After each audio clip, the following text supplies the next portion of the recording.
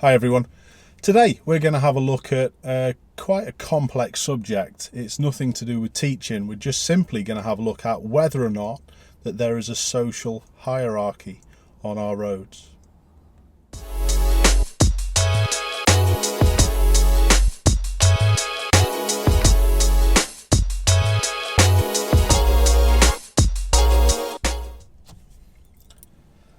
So what do I mean by a social hierarchy? Well, it's literally, as we're on the road, I feel as though a lot of people who drive feel as though that they fit into a place of importance, and it does affect a lot of things on how they act and how they drive on the roads.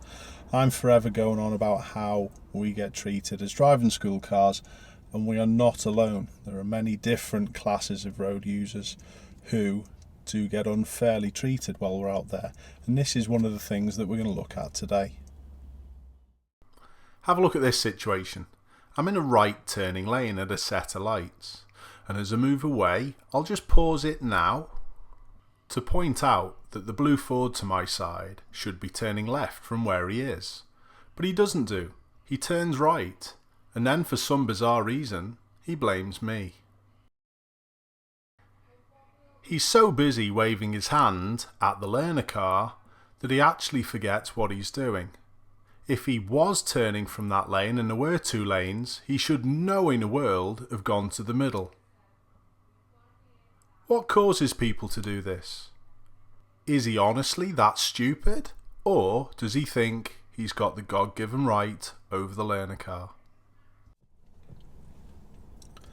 So does the age of your car make you higher up that pecking order, if you like? Well, it obviously doesn't, but I'm sure some people feel that way. We're all nowadays after these materialistic goods which are advertised all over the telly and all over the internet, and they encourage us to buy that new car when the new plate comes out. But does it really make a difference? Well, honestly, no. It makes no difference whatsoever. But people, honestly, when they buy a new car, they maybe look down on others, and it shouldn't be like that. Another thing which I find that happens is that people buy private plates. Now, I've got a private plate on a couple of my cars, so I can point the finger at myself to a certain extent, but I don't buy them for this particular reason. People often, I find, buy them to cover up their age of the car. Now, that surely proves that people have got a little bit of a chip on the shoulder about how old their car is, and it shouldn't be like that. It makes no difference to what we drive like on the road, but unfortunately it does affect people.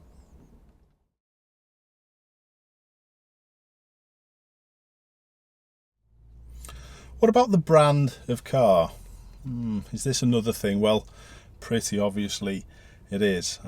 I've done some videos recently on I did an analysis video on BMW drivers, and if I was honest, it was quite comical, some of the comments that I got, me criticising BMW drivers, and people were saying that I couldn't stereotype BMW drivers.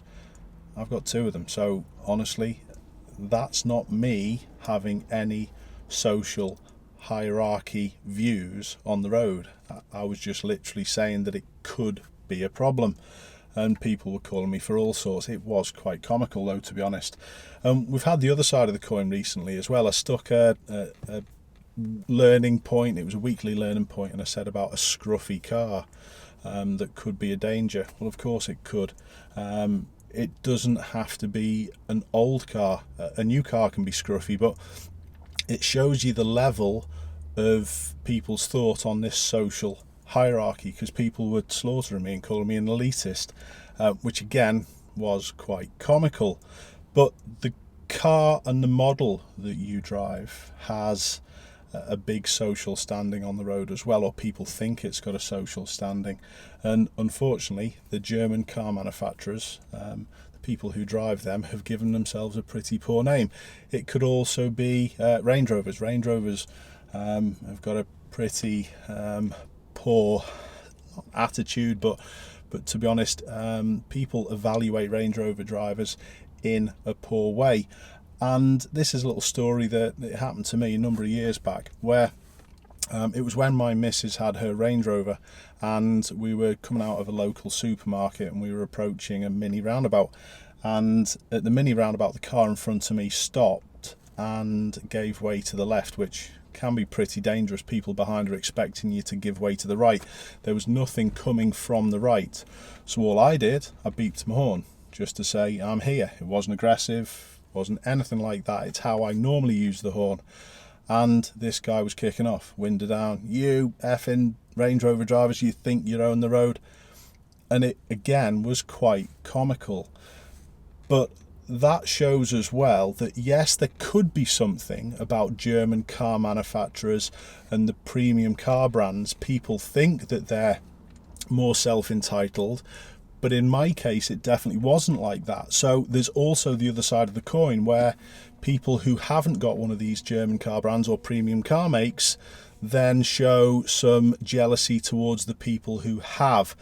And it's this social hierarchy on the road which is one of the main things that causes upset and road rage and problems. So it's not required.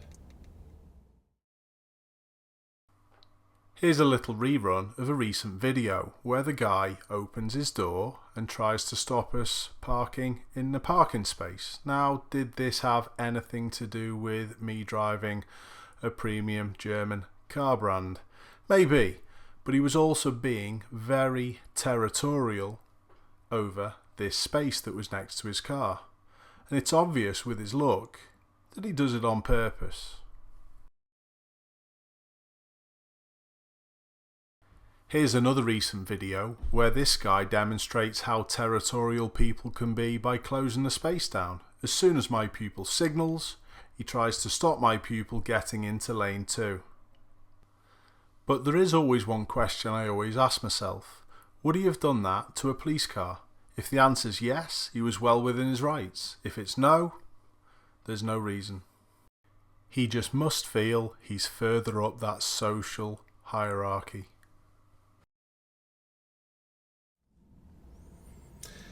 This issue of being territorial on the roads is something that my missus tells me stories about in her car as well. She's got the M3, and she tells me stories on many occasions where she'll pull up to a set of lights and she'll see usually a guy next to her looking, and then you can see him edging and won't want to be beat away at these lights because it's a woman driving a sports car.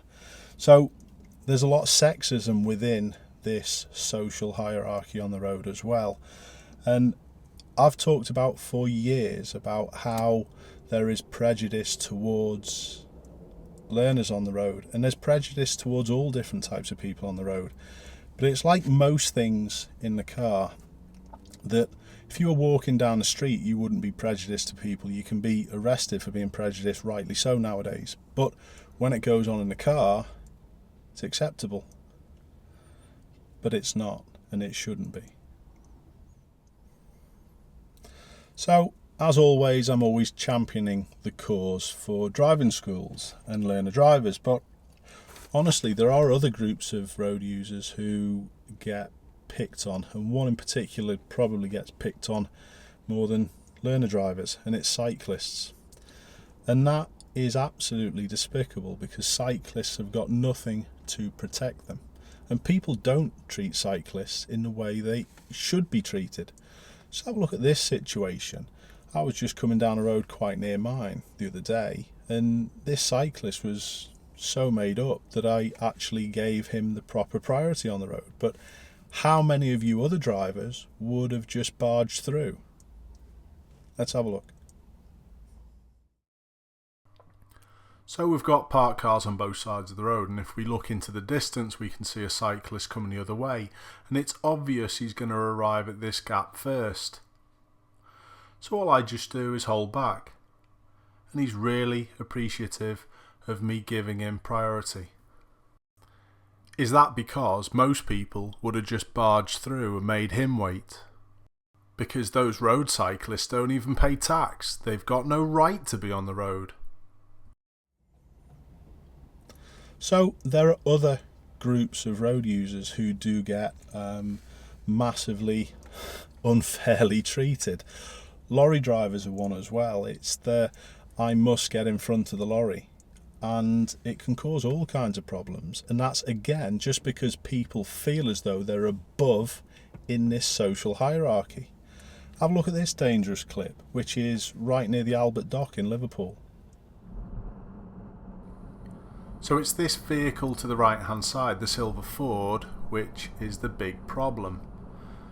And honestly, the lorry drove impeccably down this road, and this silver car hasn't overtaken anyone throughout the whole section. They've just been sitting there in lane 2 all the way down.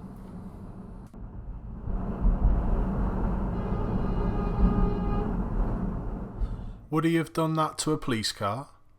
I doubt it. These two examples that I've given aren't the only examples. There's prejudice across our driving nowadays. But all I'm really trying to do is eradicate it as much as I can by highlighting it in videos like this. So where do driving schools fit into this social hierarchy? Well, honestly, I reckon we're perceived as being right down at the bottom or very close to the bottom. And that honestly comes across in how we are treated on the roads. We're everyone's bully boys. And honestly, that just makes the road a more dangerous place, because when that happens, these people who are learning to drive have poor experiences, and then they're nervous for the rest of the time. Another thing which is really important to point out is how people perceive driving school vehicles is then passed on to their children when their children learn to drive. I had a situation the other day where one particular pupil of mine, who is really nervous and wary of people behind, I had a little chat with him at the end of his lesson, and he was very forthcoming with where this sort of fear has probably come from. And it came from his parent, one of his parents, who is quite aggressive towards learner vehicles, and he's seen this over many years. So now he's learning to drive, he feels as though he's an annoyance to people and he's always in the way, and it's affecting his learning massively. And this made me actually think, because my missus is quite a timid driver. She always thinks that she's the one at fault. And I was thinking, where does this come from? Now, she's had a couple of situations in her driving. I remember when I was first teaching her many years ago, and she did have lessons with a proper driving instructor, because I wasn't an instructor at the time. But I was teaching her in a car park, and we had a couple of lads messing around and trying to intimidate as she was learning, and that maybe put her off. But the other thing that's been discussed since is, years ago, before I was an instructor, I was just like the rest of you. I was very impatient with learners, and I couldn't do anything soon enough to get past, and I was always cursing them, bloody learners. And honestly, thinking back now, that has been probably the trigger that's made my missus the type of driver that she is. And that's honestly sad. So please don't do this, because the only people who are going to be affected are your kids when they learn to drive. So, we do have priority, don't we? So be positive. Yeah. He can move in, because they're the rules. Just keep moving. Keep moving. Go slow, because he wasn't going to do it. Yeah. Was he? That's the attitude to learn a driver. Correct, yes. And he's no in the world he was going to give way there, was he? Alright. So, last little thing is, why do I have so many issues on the road? Well, there's a number of things, and it's all down to this social hierarchy like I've been talking about. First of all, I'm a learner. I'm not, but I'm obviously carrying learners around with me a lot of the time. But even with the roof box on, people still give us all kinds of abuse. As soon as they take that roof box off, it totally changes. But only to a certain extent, because don't forget, I drive a BMW around, so you're always going to get people on the warpath thinking that you're a BMW driver and acting in a way like I explained before when I was in the Range Rover at the mini roundabout. So you're always going to get that scenario. Another thing which seems to draw problems to me is I'm a stickler for the rules. I'm positive in following the rules and doing the right things. And that's something that has in the past caused major issues. The taxi drivers of Liverpool, I'm sure they're onto me now, but I used to have loads of problems with them because I'd be positive doing the correct thing and following the rules. And really me being positive is telling them what to do. And they didn't like to be told what to do by a learner driver. And it caused all kinds of problems. And it still causes problems to this day. Now, there's no way in the world I'll push this positivity to a level where there's going to be physical aggro. No way in the world. But I'm standing up for what's right. What do you think? Is that something that I should do? Should I stand my ground? Or should I just let everything go all the time? It'll be interesting to hear your comments. I know it's been a pretty long-winded video and there's been not loads of action. However, it's an important one because there's been a lot of points raised which are integral to our roads getting better and being a better, safer place. So thanks a lot for watching as always, and I'll see you all soon.